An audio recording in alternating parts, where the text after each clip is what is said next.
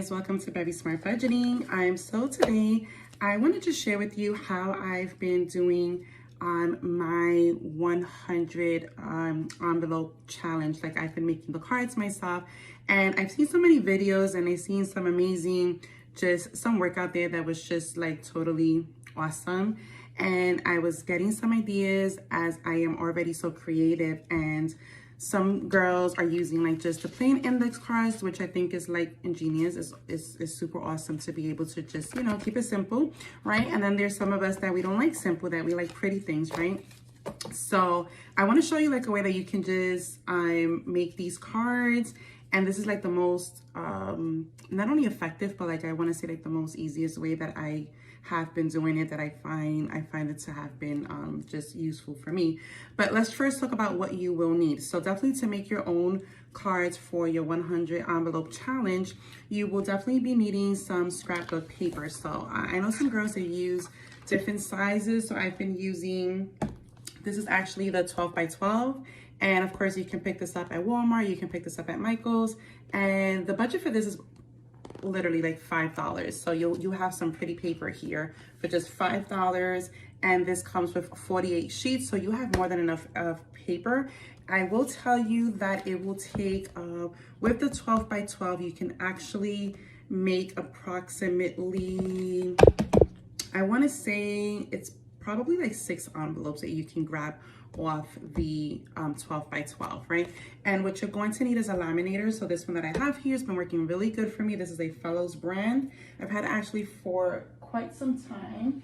And of course, you're gonna need your lamination paper. And so I use the same brand, Fellows laminator, with the Fellows thermal laminating pouches, the premium paper.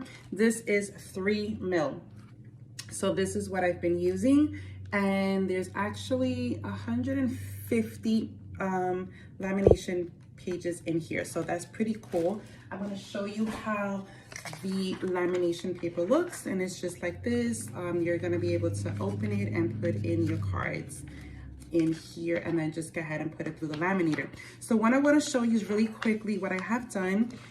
What you also will be needing is a paper cutter. So I have this one here, which I think is pretty neat, pretty convenient, and you can just go ahead and slice your paper. If you don't want to use one of these, you have the option to use something like this, which I also think is pretty effective. Actually works really well because you can lay your pages here, and you can cut according to the measurements. So I've been making these cards 3 by 6, sort of kind of equal to like probably like an index card. Well, an index card is a 3.5 by, well, 3 by 5, and I've been doing these 3 by 6, okay, just to give it like a little bit more more space. But this is what you may need if you don't have one of these, right? Okay, so with that being said, let me just go ahead and very quickly just show you. I have here, I should have, let's see, I already cut these. Like I said, I selected like a page from the scrapbooking, from the scrapbook, and I did the measurements 3 by 6, 3 by 6. And I'm gonna just place them up, and of course I folded them. So after you cut them, let me just show you really quickly what you can do also, just so that you know that you're bending in the right space. I'm just gonna use this as an example. You can just place this at the very edge and then just flip it up and make sure that it's hitting the top of the edge here. So this way you know that it's going to be perfectly folded. So I just wanted to show you that's how you do that part, which is what I did here. And then I'm gonna keep them all up.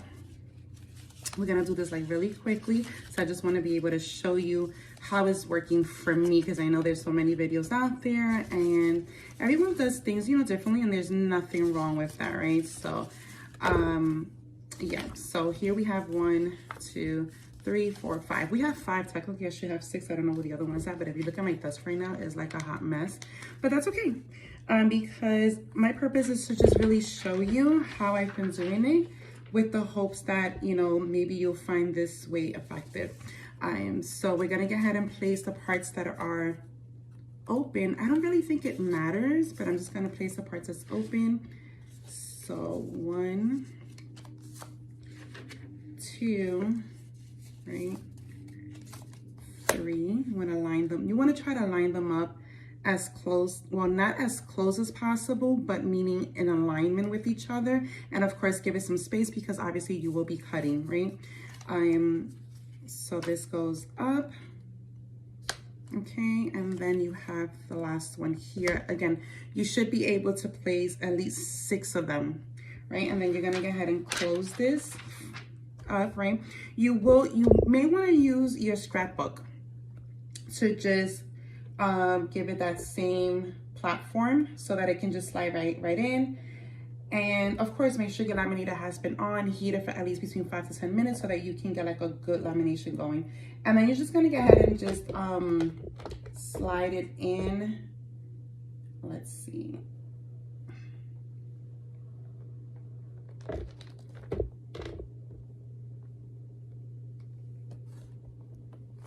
Right, so as you can see, it's processing, right? And then I'm going to show you how it looks after. And again, right, like I said, this is $5 the scrapbook, and you do get 48 sheets.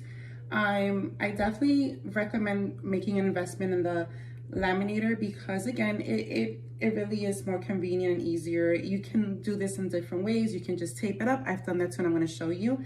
But I will tell you, right, that you want to work smarter and not harder. And I can tell you from just like even what I have been doing was, and I'm going to show you what I have been doing, was that I was actually creating these envelopes by hand myself, like no lamination. This is like literally washi tape and putting stickers on them. So I mean, they probably do look cute. I don't know, what's your opinion on them? But this is exactly, these are like the hand ones. So let's just put that right there. These are like my handmade, homemade cards, envelopes, you know, that I made myself, right? It takes time, it's cute, it's nice, right? Again, I did it with washi tape, and they actually obviously open. And the way I did this was using the index card, and then you can actually just use regular Scotch tape and just tape the sides and then either design it here, or you can put sticker, whatever you want to do, right? It's totally up to you. These are just ideas, just, you know, being creative or whatever. Okay, so this is how it looks once you laminate it, right? So as you can tell, when I placed it in, I placed it like this, which means that this is the part that has the opening.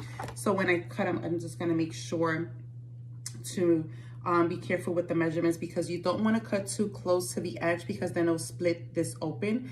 You definitely want to cut enough on the top because you do want it to stay, you want it open so that you can place your bill inside, right? So I've already done actually several of them here, and then I just have to like cut them.